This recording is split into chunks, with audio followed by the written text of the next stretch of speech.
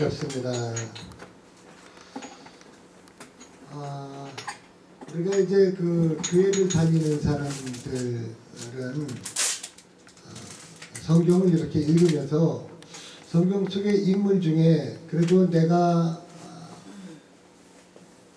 내 신앙의 어떤 본보기로 이렇게 삼고 싶은 분이 있는데, 아마 대부분의 성도님들이 이 바울 사도를 다 마음으로 존경하고 또 바울 사도처럼 그렇게 우리가 신앙생활을 하기를 다 바랄 거예요.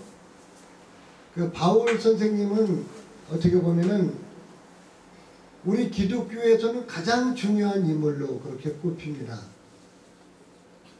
우리 기독교를 어떻게 그 교리적으로 완성시킨 사람이 바울 아니겠습니까? 뭐 로마서라든가 기타 뭐 갈라디아서라든가 이런 어떤 교리서를 써서 기독교의 교리를 확고하게 만들었습니다. 그리고 사랑하는 제자들 뭐 디모데라든가 디도 목사님이라든가 이런 분들 그 목회자들을 이렇게 지도하는 그런 서신서를 또 쓰기도 하고, 그러면서 오늘날까지 2000년이 넘도록 이 바울 선생님께서 이 기독교의 어떤 대표적인 인물로 그렇게 우리가 기억하고 있습니다.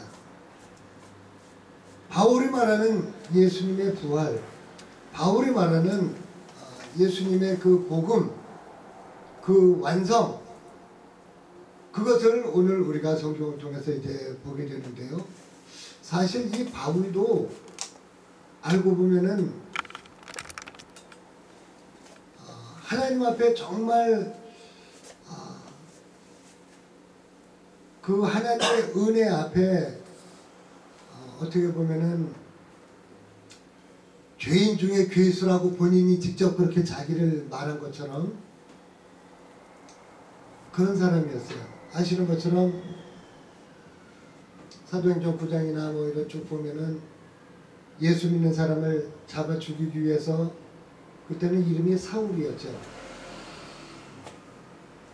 이 사울이라고 하는 청년이 굉장히 똑똑하고 공부도 많이 하고, 요즘으로 말하면은 해외 유학하고 또 뭐 우리 뭐 재미교포 이런 것처럼 히브리인이면서도 유대인이면서도 해외에서 이렇게 살다가 유대인의 그 유대교에 아주 정통한 사람이었습니다.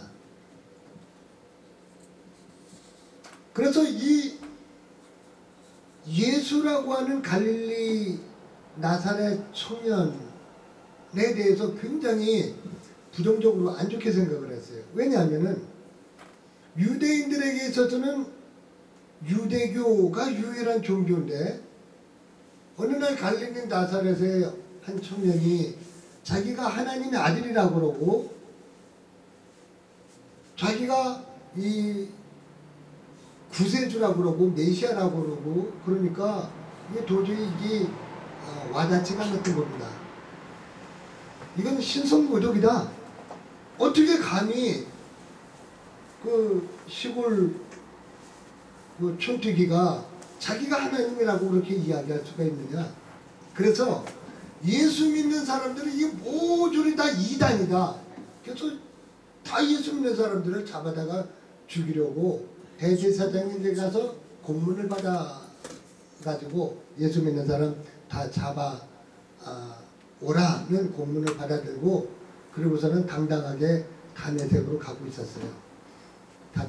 다메스커스라고 하는 도시인데, 그곳으로 가는데 아주 뭐 여기 성경에 보면은 살기가 등등해서 눈에 아주 핏발이 서가지고 눈이 번득번득해서 예수 믿는 것들 이거 내가 다 잡아 들여야 되겠다, 잡아 족친다, 이렇게 생각을 하고 예수 믿는 사람들을 잡으려고 가고 있었던 겁니다.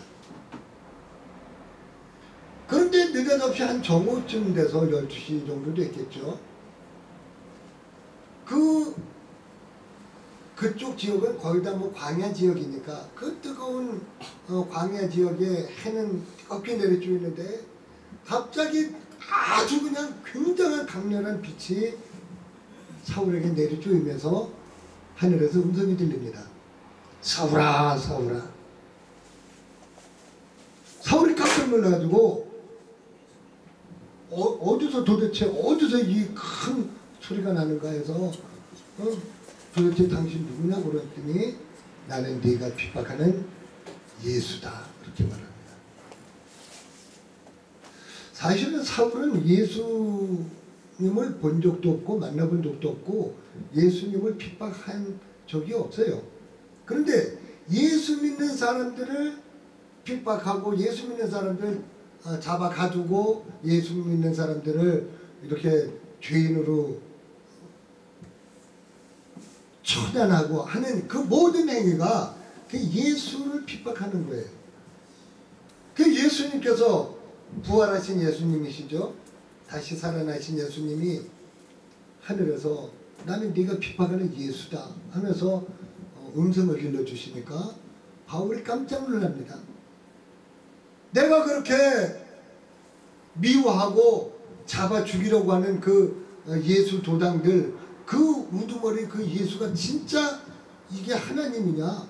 진짜 살아나신 거냐? 저 하늘에서 나에게 사울아 사울아 하고 나를 부르시는 저희가 진짜 예수냐? 그래서 거기서 이제 회심이 일어나죠. 회개를 합니다. 강렬한 빛에 시각 손상을 입었겠죠. 사흘 동안 깜깜절벽이 돼서 도둠도둠해서 자기를 인도해 줄 사람을 찾아가지고 그렇게 사흘을 지내다가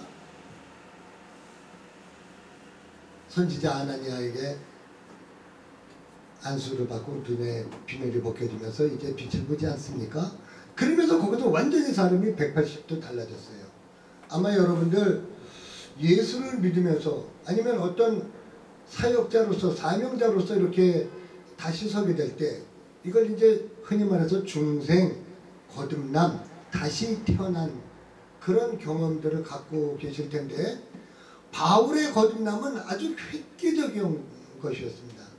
우리는 저도 모태신앙이니까 엄마 뱃속에서부터 예수를 믿고 태어났으니까 주일학교 다니면서 그냥 아주 친숙하게 그냥 예수를 알고 믿었던 거지 내가 어떤 큰 계기가 있어가지고 예수를 믿은 것은 아니었어요. 그러다가 저도 물론 이제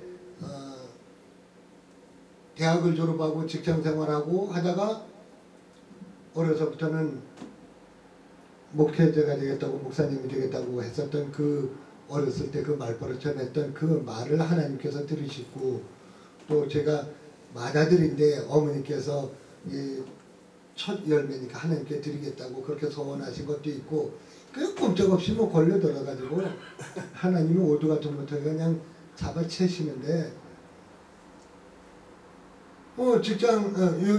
지금 신용협동조합 신협 직원이었거든요. 대학 졸업하고서 월급 정해진 월급 받으면서 편안하게 이렇게 생활을 할 수 있었는데 갑자기 하나님께서 부득이 패시는데 제가 이래봬도 제가 고향이 경기도 김포인데 김포바닥에 논이 13,000평이 있었어요. 그때만 해도 교훈기로 다 이게 가다놔 가지고 그렇게 농사 지을 때인데 그 많은 그 논들 하루아침에 다 날아가 버리고 아마 지금 그게 있었으면 아마 저는 빼꾸도 신고 어디 다방에 가서 앉아갖고 맨날 그냥 노닥거리고 아마 그러고 있을지도 모르겠어요. 얼굴 잘생겼죠? 얼굴 많죠? 별로 기분 안 좋은 분들 얼굴 잘생겼다가 눈 번쩍 뜨고 쳐다보시면 눈 안 좋다가 잘 쳐다보셔야 돼요. 언제 하나님께서 은혜 주실지 모르니까. 아멘. 근데 하나님께서 한꺼번에 뒤집어 엎어버리는데 꼼짝달싹 못하게 하시는 거예요. 그리고 신학을 하고 33살에 이제 신학을 예수님 돌아가신 나이에 나도 거기서 그냥 꼬꾸라져서 죽고 신학을 하고 이제 목회자가 되었는데 바울도 마찬가지로 그렇게 획기적으로 그냥 살고 한 번에 그냥 사람의 운명이 바뀌어지는데요. 이건 뭐 꼼짝달싹도 못하는 겁니다. 그래서 자기 이름이 나는 큰 자다, 난 대단한 놈이다. 그래서 이름을 사울이라고 이렇게 이름을 짓고 목에 힘주고 다녔는데 예수 만나고 나서 이름이 바뀌어져 버리는데 바울로 바뀌죠. 이건 나는 작은 자다, 지극히 아주 작은 자다, 이런 뜻으로 사울이 바울이 됐습니다. 그런데 여기 사도행전 13장 1절을 보면은 안디옥 교회에 선지자들과 교사들이 있는데 5명을 뽑고 있습니다. 그 중에 첫 번째는 바나바, 두 번째는 니게르라고 하는 시므온, 그리고 구레네 사람 어루기오, 그리고 분봉왕 헤롯의 젖동생 마나엔, 그리고 제일 꼬레비로 사울이라고 이렇게 5사람이 안디옥 교회의 선지자 또는 교사의 칭호를 받는 그런 인물로 소개를 하고 있어요. 그러니까 그래도 예수를 믿고 나서 거듭나고 나서 안디옥이라고 하는 예루살렘 교회에서 이제 이렇게 뭐 핍박으로 말미암아서 흩어지면서 안디옥에 제법 큰 도시고 거기에 이제 제일 큰 교회로 세워진 안디옥 교회에서 거기서 이 5명의 지도자급 인물 중에 제일 꼬레비로 사울이 꼽혔는데 하나님께서 이 사람들에게 기도를 시키면서 너희가 금식하고 이제 2사람을 뽑아 세워라 하면서 뽑아 세운 것이 바나바하고 사울입니다. 바나바는 당연히 제일 먼저 꼽힌 사람이니까 뭐 그러느냐 한데 제일 꼬레비 사울이 거기에 뽑혀가지고 2사람이 요즘 말로 말하면 선교사로 파송을 받아요. 그러면서 우리가 늘 입버릇처럼 뭐 바울의 1차 선교여행, 2차 선교여행, 이제 1차 선교여행이 이제 시작이 되고 이제 이 14장에 가서는 1차 선교여행이 이제 마무리되면서 이곤이온에서 2 사도가 유대인들에게 복음을 전하는데 유대인들은 가는 곳마다 이렇게 회당이라는 곳을 만들어 놓고 안식일마다 모여서 자기들끼리 이제 소위 말하면 예배를 드리는 거죠. 이게 민족적인 특징입니다. 우리 한국 사람들도 보면은 외국에 나가서 보면은 이 한인 교포들이 꼭 이렇게 모이는 걸 잘해요. 그래서 야, 이 유대인들하고 한국 사람하고 닮았는데 특별히 한국 사람들은 아주 더 뛰어난 것 같아. 그게 왜 그런가 생각을 해보니까 제 생각인데 한국 사람들은 어딜 가든지 게이를 묶어갖고 게이를 잘하잖아요. 아주 너 뭐 하면 뭐 네 고향이 어디냐라서 지들 뭐 전라도 사람끼리 경상도 사람끼리 모이기를 잘해.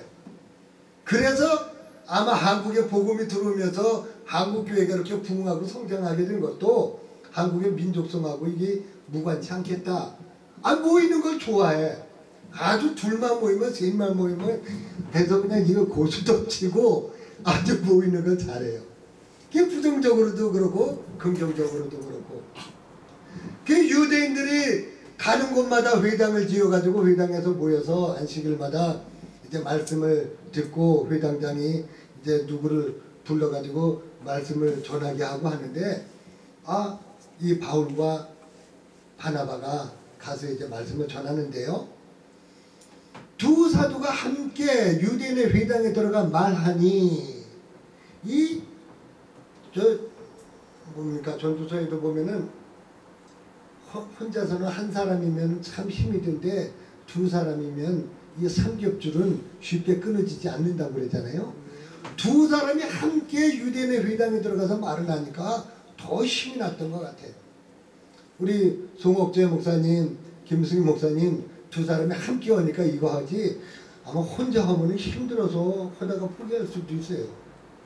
그래도 뭐니 해도 둘이 같이 동역을 하고 또 이 부부가 함께 일을 하면은요, 뭐 저도 이제 이 결혼을 하면은 남자고 여자고 뭐 세상 사람들 안 믿는 사람들은 바로 옆에 있는 사람이 네 글자로 뭐라고 그래요? 평생 윈수라고 그러는데도 그렇게 윈수 같아도 그래도 옆에 있는 옆집이기 때문에 힘을 내서 같이 이렇게 하는 거지 혼자서 하기가 쉽지 않습니다. 바울과 바나바가 두 사도가 함께 둘이 함께 들어가서 하나님의 사역을 하니까 힘이 나는데 보니까 막 그냥 결과가 나타납니다. 유대와 헬라의 허다한 무리가 믿었어요. 유대 사람들은 히브리 사람들이니까 히브리 사람이 전하는 유대인이 전하는 그 복음 믿기 쉽지만 헬라 사람들은 이방 사람들인데 이 유대인이 전하는 이 복음을 받아들이고 믿었어요. 그러니까 하나님의 복음은 차별이 없습니다. 유대인이나 헬라인이나 이방인이나 다 남녀노소 차별 없이 하나님의 은혜가 똑같이 임하는데 오늘도 보면 유대와 헬라 사람들이 다 커다란 무리가 엄청나게 많이 예수를 믿은 거예요.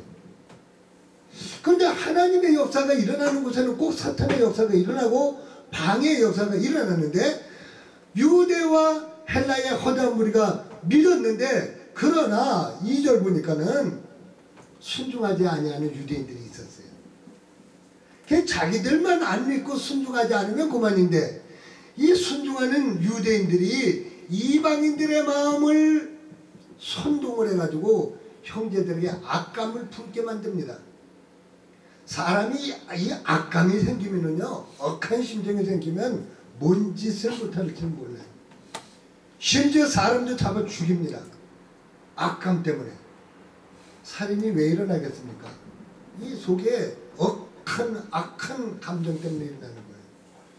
그래서 선동해가지고 나중에 결과적으로는 이 바울 돌로 쳐서 성을 밖으로 끌고 나서 돌로 쳐서 죽었는 줄 알고 뭐 거짓말 죽었으니까 사람을 죽인다니까요. 악한 감정 때문에. 하나님의 복음이 막 불일듯 일어나서 유대인과 헬라 사람들 허다한 무리가 믿는가 하면은 또 한편에는 이 유대인들이 순종하지 않는 유대인들이 이방인들의 마음을 선동해가지고 형제들에게 악감을 품게 했다. 그래서 우리가 복음을 전하다가 이게 좀 일이 잘 안 된다거나 좀 이렇게 내가 이렇게 기도하고 하면은 하나님께서 역사하시고 도와주셔서 잘 되면 좋은데 왜 방해를 받고 이게 선동하는 자들이 막 생기고 막 이런 일이 생기면은 이게 막 사람이 막 돌아버릴 지경이잖아요. 그럴 때 이게 제대로 되는 거구나. 이게 성경대로 성경에 그렇게 됐으니까 어디든지 성령의 역사가 강하게 일어나면 사탄의 역사가 있게 마련입니다. 근데 그게 뭐 헬라인이나 이런 이방 민족이 그렇게 선동을 하고 그랬다 그러면은 또 모르는데 같은 유대인인데 유대인들이 선동을 하는 거예요. 순종치 아니하는 유대인들이. 우리 교회도 마찬가지입니다. 교회 안에서 어떤 하나님의 역사가 막 일어나서 부흥하고 막 잘 되면 좋은데 이걸 해방지라고 막 이러는 것들을 보면은 밖에 있는 이 사람들이 하는 게 아니라 이 안에 있는 같은 유대인이라고 하는 같은 교인들 중에 같은 동역자들 중에 이 짓을 하고 있는 거예요. 맞아요. 사람 마음을 아프게 하고 정말 힘들게 하고 하나님의 그 사역을 망가뜨리는 일들이 이렇게 일어나는 거예요. 오히려 세상 사람들 이 사람들은 우리와 관계가 없어서 신경도 안 씁니다. 그런데 같은 유대인들이 순종치 아니하면서 이방 사람들의 마음을 선동하는 이런 일을 하고 있다는 거죠. 그럼에도 불구하고 3절에 두 사도가 오래 있어 주를 힘입어 담대하게 말하니 이게 오래 있어라는 이 말씀이 굉장히 중요합니다. 제가 아까 뭐 소개를 하동이라고 말씀하셨는데 하동은 아니고 산청이겠죠. 산청에 20년을 제가 목회했어요. 33살에 신학을 시작해서 이제 3년 마치고 또 인턴 과정 마치고 그 그리고 이제 목사 안수를 바로 받고 그랬는데도 39살에 이제 39살에 목사 안수 받았죠. 그리고 바로 교회를 개척해서 김포에서 개척교회 1년 반 하다가 산청으로 이제 내려갔는데 40살에 산청에 가가지고 올해 제가 생일이 1월 달인데 1월 28일 날 환갑이 됐어요. 저도 이제 환갑을 지났는데 20년을 딱 목회하면서 지난 20년을 가만히 생각해 보니까 이 세월이 그렇게 빨리 지나갈 수가 없어. 우리 집사님도 사천이라고 그러셨어요? 네. 어느 교회? 삼척도 쪽에 실안교회요. 신안교회? 실안. 실안교회. 네. 그 바닷가 그 네, 네. 실안교회 가다 봤어요. 연세가 저거 비슷. 제가 중월입니다. 그러세요? 네. 근데 이게 금방 지나가더라고요. 금방 지나가. 젊었을 때 군대 생활하고 뭐 20대 때 팔팔하고 30대 때 그냥 왕성하고 뭐 그런데 금방 40대 되니 내가 50도 징그럽다 그러는데 60이 되다니 이게 말이나 되는 소리냐고요. 근데 금방 지나가요. 그래서 지난 20년을 보면서 20년이 순식간에 지나갔는데 이제 딱 10년 남았는데 70을 되니까 이 10년도 금방 지나가겠구나. 산청의 칠종교회 그냥 거기서 30년을 딱 이렇게 있으면 참 하나님 영광이고 나에게도 명예가 되고 참 좋을 텐데 가만히 있게 두지 않으시고 지난 11월 첫째 주에 이제 첫째 주 설교하고 그냥 바로 사임했어요. 어디 뭐 알아보고 뭐 이런 것도 없고 그러고 있는데 안동에서 어떻게 연락이 와서 2015년에 개척한 교회인데 목사님이 이제 이임을 하시는데 11월 마지막 주까지 하시고 가신다고 해서 11월 둘째 주, 셋째 주, 넷째 주 딱 3주 쉬고 바로 그냥 12월 첫째 주부터 안동에 있는 추목 샤론 교회라고 거기 이제 가게 됐는데 가니까 교인이 7명이에요. 올해 이제 해박해서 90세 되신 분도 계세요. 다 사과 농사를 짓는. 그 동네에 처음 교회가 생길 때는 교회 생기면 안 된다고 교회 못 짓게 그냥 길에다 흙을 갖다 잔뜩 이렇게 싸놓고 참을 들어오려고 그러던 동네인데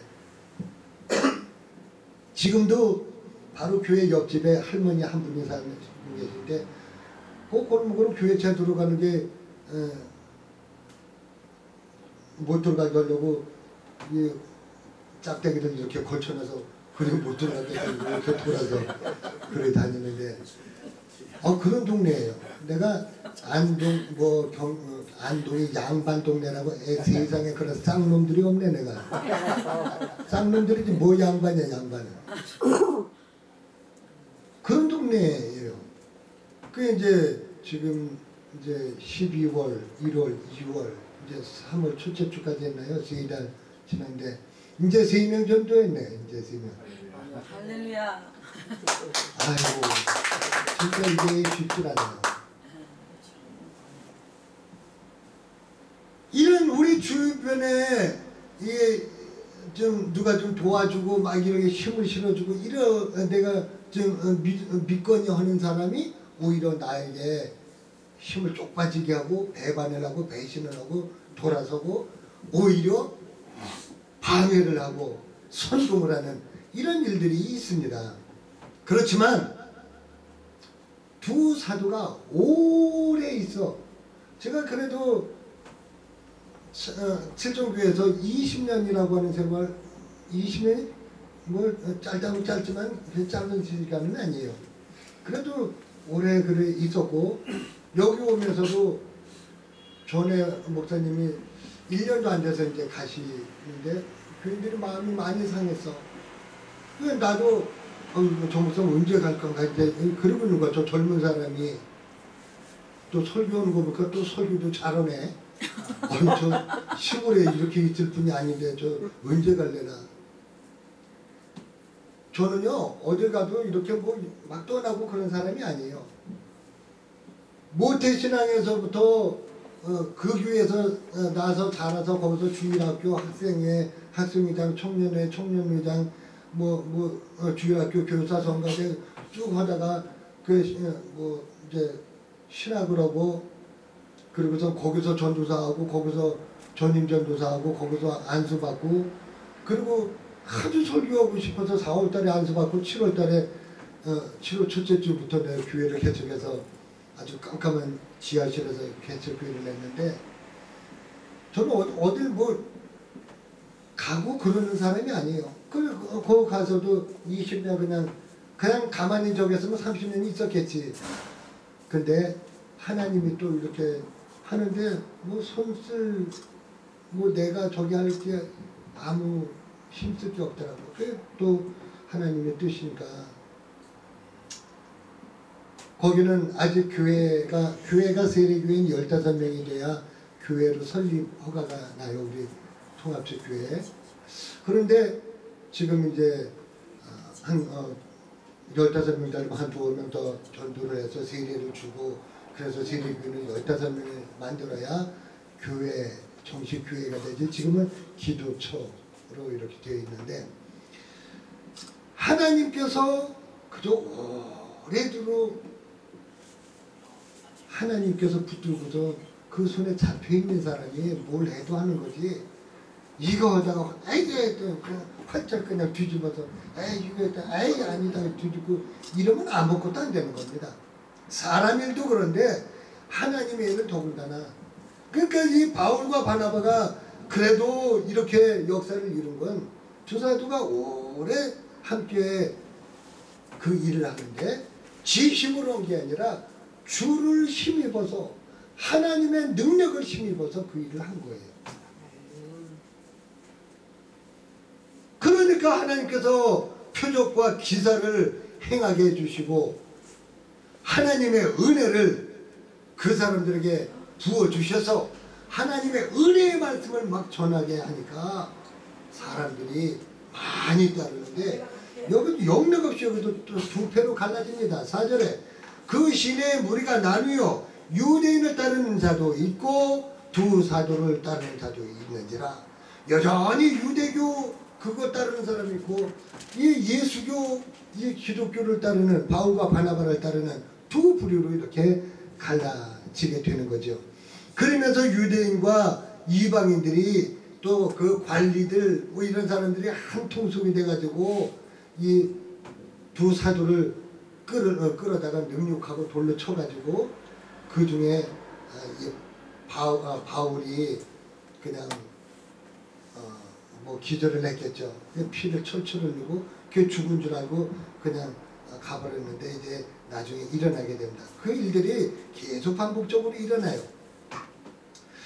그런데 여러분들 이렇게 어려움이 생기면은 진짜 내가 하나님이 일어나는데 왜 이렇게 하나님이 날 안 도와주시는 거냐, 왜 난 이게 왜 이렇게 안 되고 어려움이 자꾸 생기는 거냐, 이 원망이 되고 좌절이 되고 낙심이 되는데 나중에 알고 보면은 이거 보니까 그렇게 해서 이제 이 사람들이 그 사람들이 그렇게 돌을 들고 막 그냥 때려 죽이려고 하고 그러니까 거기서 도망을 가지 않습니까? 도망갈 때는 야 진짜 낙심도 됐을지 몰라요. 겁이 나기도 하고 왜 하나님 복음 전하는 게 이렇게 어려운가 생각도 되었는데 거기서 도망해서 루가오니아로 가는 바람에 거기에 이제 루스드라라고 하는 성이 있었고 더베라고 하는 성이 있었는데 루스드라 성에 들어가 가지고선 아주 유명한 이 사건, 우리가 다 아는 이 사건이 거기서 일어나는 겁니다. 아마 이 이고니온에서 평안하게 복음 전하고 뭐 그냥 잘 이루고 있었으면 아마 루스드라 사건 일어나지도 않았었을 거예요.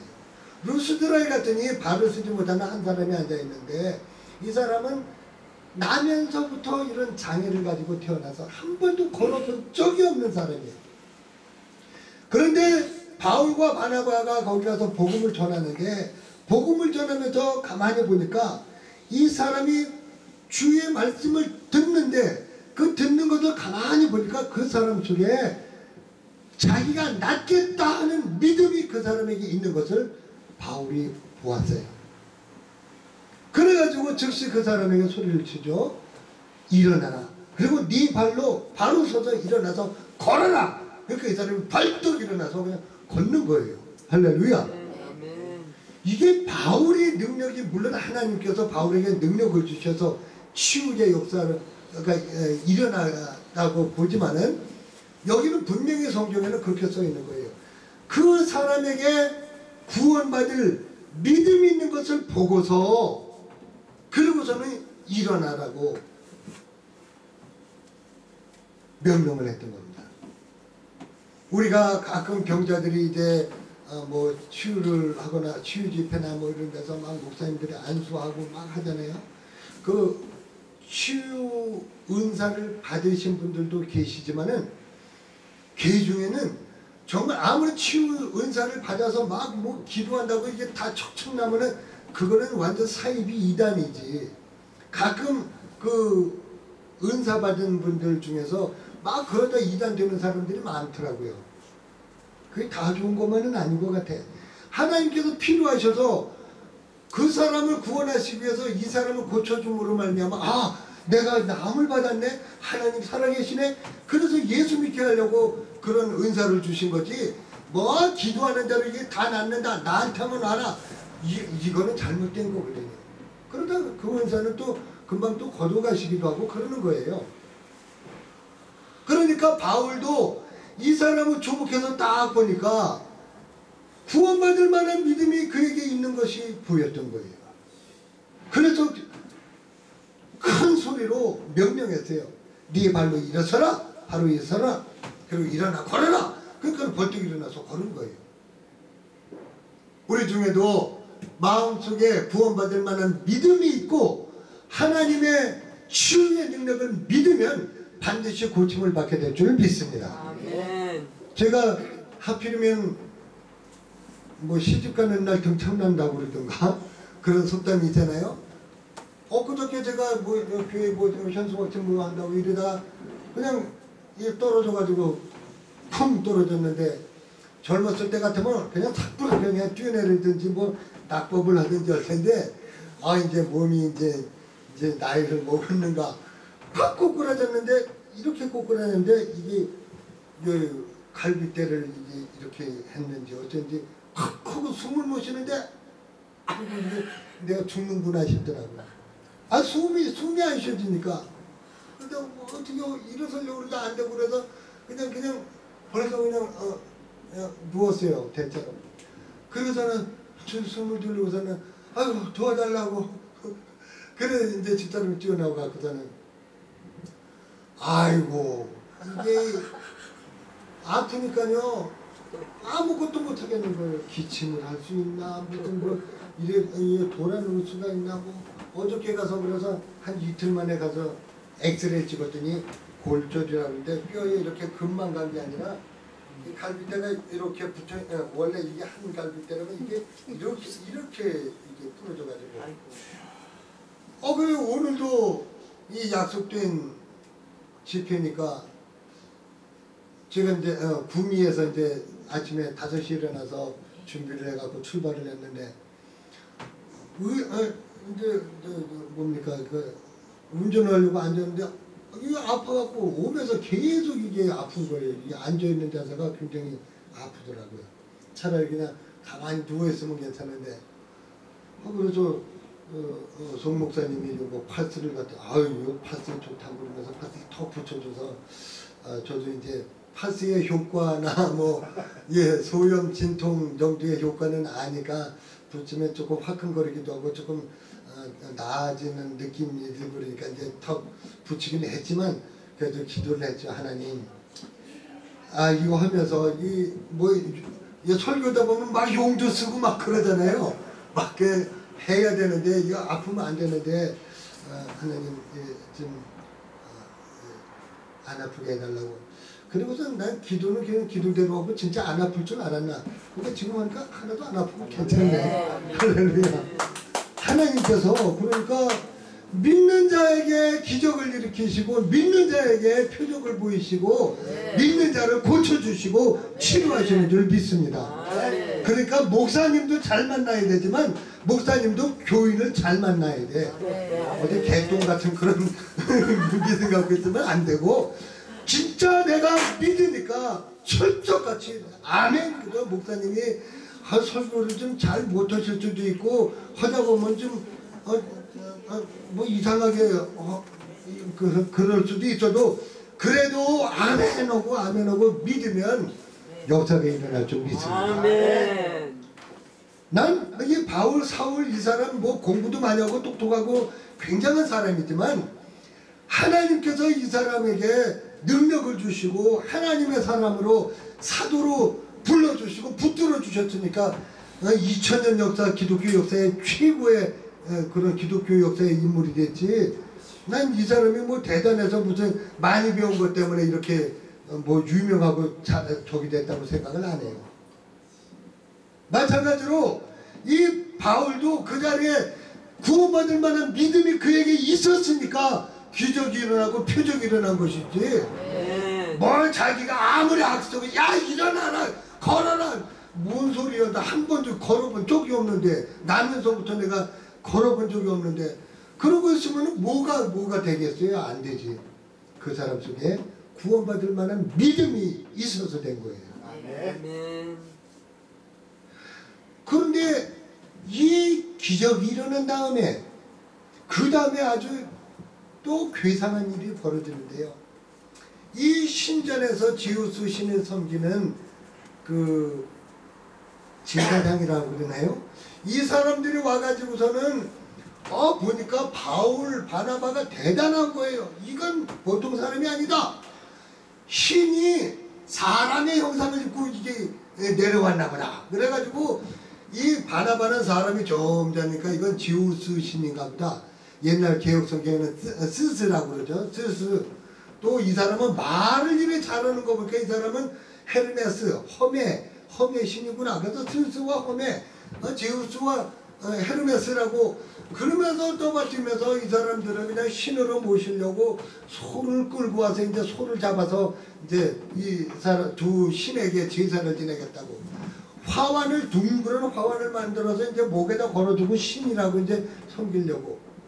옛날에 저 어렸을 때만 해도 중학교 고등학교 졸업할 때 이렇게 옛날에 이제 겨울이니까 동백꽃 그거 이런 동백 잎사귀에 갖고 이 화환을 이렇게 걸고 이런 그런 거 아세요? 졸업식 날 나이가 젊어서 잘 모르시죠? 예. 그거 걸고 그랬었거든요. 이제 축하한다고 금메달 땀에 이렇게 걸어주는 것처럼 바울과 바나바에게 그 화환을 걸어주면서 신이시여 하면서 소를 끌고서 소 잡아서 이제 제사를 지내겠다고 그러니까 바울이 펄쩍 뛰면서 14절에 두 사도 바나바와 바울이 듣고 옷을 찢고 무리 가운데 뛰어들어가서 소리를 지릅니다. 이 옷을 찢는다고 하는 것은요 보통 경우에 옷을 찢는 것이 아니에요. 사람이 완전히 미쳐버리면 옷을 찢어요. 굉장히 슬프거나 울어도 시원찮을 때 막 이 옷을 찢으면서 웁니다.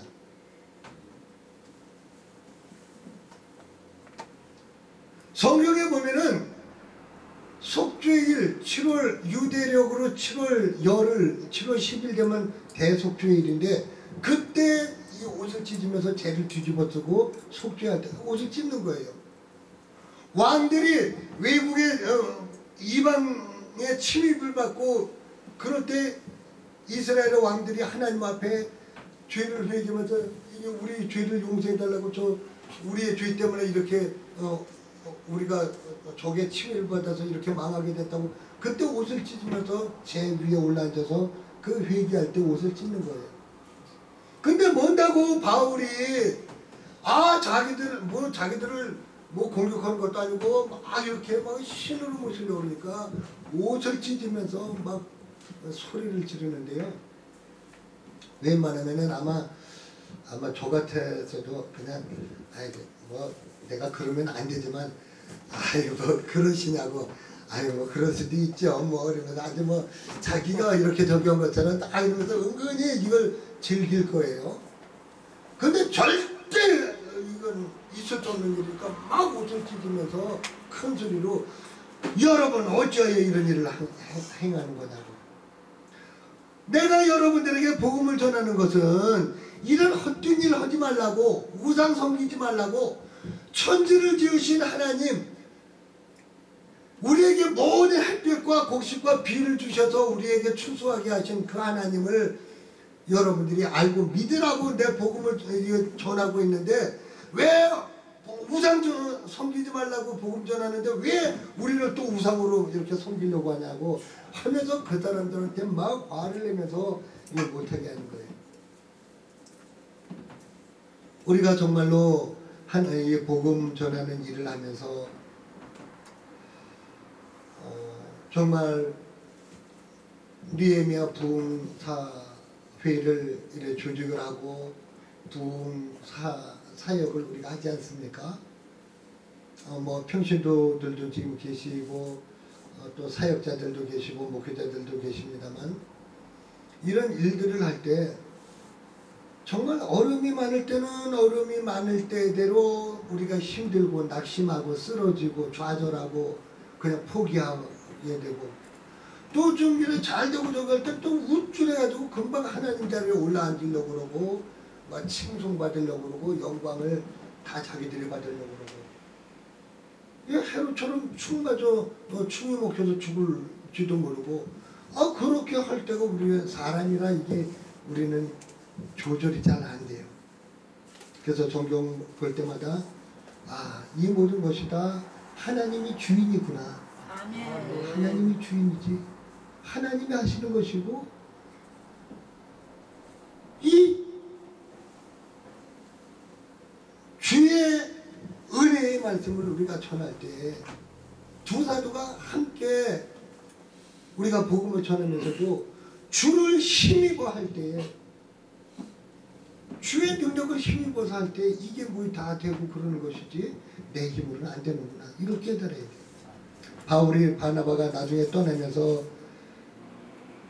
이 제자들에게, 그 성도들에게 부탁을 하지 않습니까? 22절에, 오늘 본문은 아닙니다만, 제자들의 마음을 굳게 하여 이 믿음에 머물러 있어라. 옛날 성경, 개역 성경에는 이 믿음에 거하라. 오늘 말씀 제목이 이 믿음에 거하라인데, 우리가 어떠한 경우에도 믿음에 거하지 않고 즉흥적인 기분으로 한다거나 내 욕심으로 한다거나 내 어떤 인간적인 내 생각으로, 내 의도로, 내 의욕으로, 내 노력으로, 내 용기로 아무리 해도 하나님하고는 아무 상관이 없는 그런 일들이 되고 말아요. 그래서 우리가 힘들고 어렵더라도 믿음에서 흔들리지 말고, 그리고 언제 어디서나 이 믿음에 거하는 성도들에게도 그렇게 하라고 당부하고 권면하고, 나도 흔들리지 말고 마음을 굳게 하여서 이 믿음에 머물러 있어야지. 여기서 떠나면 안 되는 거지. 이 믿음에 거해야지. 이러한 우리의 마음을 다잡아서 힘들고 어려울 때마다 주님만 바라보면서 그렇게 우리가 사역을 감당할 수 있는 귀한 우리 동역자들 되시기를 주님의 이름으로 축원드립니다. 아멘. 하나님 아버지,